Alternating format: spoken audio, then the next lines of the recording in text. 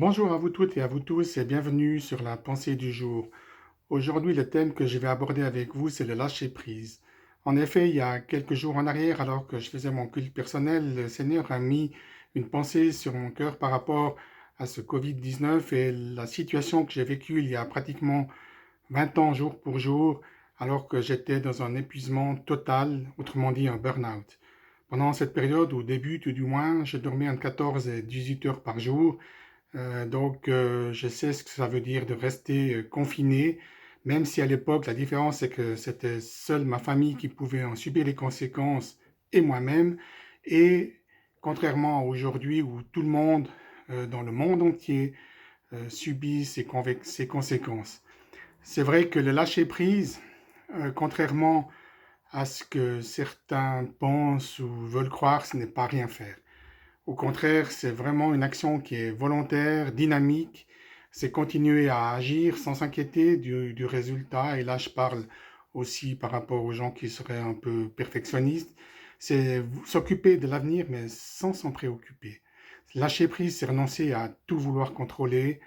C'est renoncer à prouver quoi que ce soit, qui que ce soit.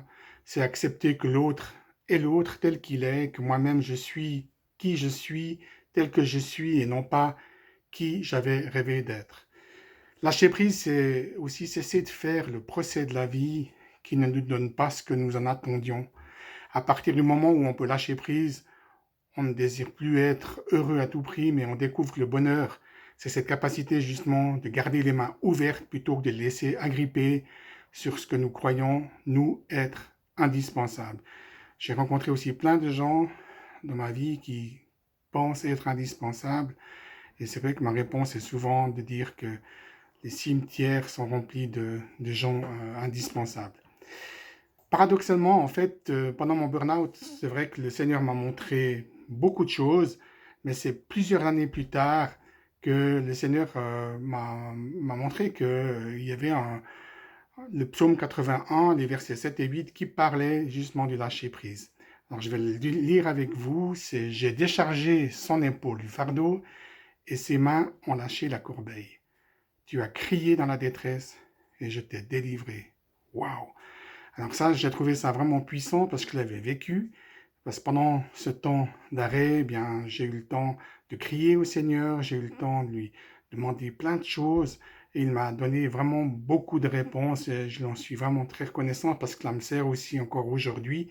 Et moi, je peux que vous encourager vraiment pendant ces temps de confinement d'aller dans votre chambre, dans la nature, puisqu'en Suisse, on a ce privilège d'avoir un confinement léger par rapport à nos voisins français, espagnols ou italiens encore. Alors, osez prendre ce temps avec le Seigneur en tête à tête.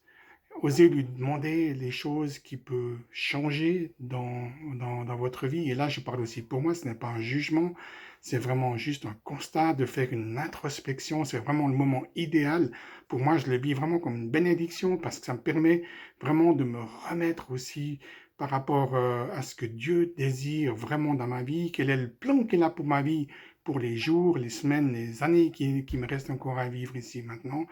Et je vous encourage vraiment à entrer pleinement dans cette dimension, à lui demander de vous aider à lâcher prise s'il y a des choses que vous arrivez plus à vous départir parce que vous voulez toujours avoir la maîtrise ou le contrôle, que vous ne savez pas déléguer ou comme ça, vous pouvez lui demander, mais Seigneur, apprends-moi à déléguer, apprends-moi à faire confiance et puis surtout à revaloriser les autres, à les aimer, à avoir de la compassion.